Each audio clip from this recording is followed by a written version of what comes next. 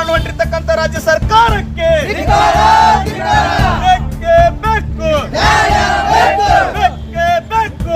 ವಿದ್ಯುತ್ ಘಟಕಗಳ ಖಾಸಗೀಕರಣ ವಿರೋಧಿಸಿ ಕರ್ನಾಟಕ ರಾಜ್ಯ ರೈತ ಸಂಘವು ಬಾಗಲಕೋಟೆ ಜಿಲ್ಲೆಯ ಕೆರೂರು ಪಟ್ಟಣದ ಹೆಸ್ಕಾಂ ಕಚೇರಿ ಎದುರು ಪ್ರತಿಭಟನೆ ನಡೆಸಿತು. ಕ್ಷಣಕಾಲ ರೈತರು ಹುಬ್ಬಳ್ಳಿ ಸೋಲಾಪುರ ಹೆದ್ದಾರಿಯಲ್ಲಿ ಕುಳಿತು ರಸ್ತೆ ತಡೆ ನಡೆಸಿದರು. ಸರಿಯಾದ ಸಮಯಕ್ಕೆ ಪೊಲೀಸರ ಮಧ್ಯಪ್ರವೇಶ ಮಾಡಿ ರೈತರ ಮನವೊಲಿಸಲು ರಸ್ತೆ ತಡೆಯಿಂದ ಹಿಂದೆ ಸರಿದ ರೈತರು ಹೆಸ್ಕಾಂ ಕಚೇರಿ ಎದುರು ಮತ್ತೆ ಪ್ರತಿಭಟನೆ ಮುಂದುವರಿಸಿದರು. ಈ ಸಂದರ್ಭದಲ್ಲಿ ಮಾತನಾಡಿದ ರೈತ ಹೋರಾಟಗಾರ ಯಲ್ಲಪ್ಪ ಹೆಗಡೆ, ಖಾಸಗೀಕರಣದಿಂದ ಜನಸಾಮಾನ್ಯರ ಮೇಲೆ ವಿದ್ಯುತ್ ಹೊರೆ ಬೀಳುತ್ತದೆ. ಗ್ಯಾರಂಟಿ ಯೋಜನೆಯಿಂದ ಬೊಕ್ಕಸ ಖಾಲಿ ಆಗಿಲ್ಲವೆಂದು ಜಂಬ ಕೊಚ್ಚಿಕೊಳ್ಳುವ ರಾಜ್ಯ ಸರ್ಕಾರ ಮತ್ತೊಂದೆಡೆ ವಿದ್ಯುತ್ ಕಂಪನಿಗಳು ನಷ್ಟದಲ್ಲಿವೆ ಎಂದು ಖಾಸಗೀಕರಣಕ್ಕೆ ಮುಂದಾಗುತ್ತಿದೆ. ಕೇಂದ್ರದಲ್ಲಿ ಖಾಸಗೀಕರಣ ವಿರುದ್ಧ ಹೋರಾಟ ಮಾಡುವ ಅಂಬಾನಿ ಎಂದು ಜಪಿಸುವ ಕಾಂಗ್ರೆಸ್ ಪಕ್ಷ ರಾಜ್ಯದಲ್ಲಿ ಖಾಸಗೀಕರಣಕ್ಕೆ ಮಣೆ ಹಾಕುವುದು ದ್ವಿಮುಖ ಧೋರಣೆಗೆ ಸಾಕ್ಷಿ. ಇದನ್ನು ಪ್ರಬಲವಾಗಿ ವಿರೋಧಿಸಬೇಕಾದ ವಿರೋಧ ಪಕ್ಷಗಳು ವಿಧಾನ ಪರಿಷತ್ ಚುನಾವಣೆಯ ಆಣೆ ಪ್ರಮಾಣದಲ್ಲಿ ಮುಳುಗಿವೆ ಎಂದು ಟೀಕಿಸಿದರು.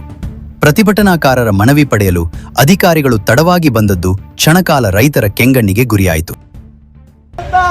ಕೋಟ್ಯಾಂತರ ಕುಟುಂಬಗಳು ಕರ್ನಾಟಕದ ನಾಡಿನಲ್ಲಿ ಕೃಷಿಯೇ ಮೂಲ ಆದಾಯ.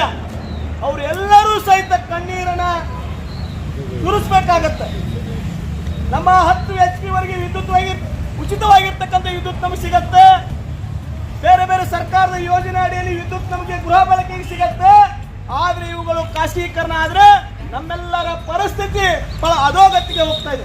ರೈತ ಸಂಘದ ಪ್ರತಿಭಟನೆಯಲ್ಲಿ ಕರ್ನಾಟಕ ರಾಜ್ಯ ರೈತ ಸಂಘದ ಸ್ಥಳೀಯ ಘಟಕದ ಅಧ್ಯಕ್ಷ ಹುಸೇನ್ ಸಾಬ್ ಮಾಲದಾರ್, ರೈತ ಮುಖಂಡರಾದ ಸುರೇಶ್ ಪೂಜೇರಿ, ಪರಶುರಾಮ್ ಗಾಣಿಗೇರ್, ರಾಮಣ್ಣ ಪೂಜಾರ್, ಭೀಮಶಿ ಮಾದರ್, ಡೋಂಗ್ರಿ ಸಾಬ್ ಕೊಣ್ಣೂರ್, ತಿಪ್ಪಣ್ಣ ಕರಬಣ್ಣವರ್ ಮುಂತಾದವರು ಉಪಸ್ಥಿತರಿದ್ದರು.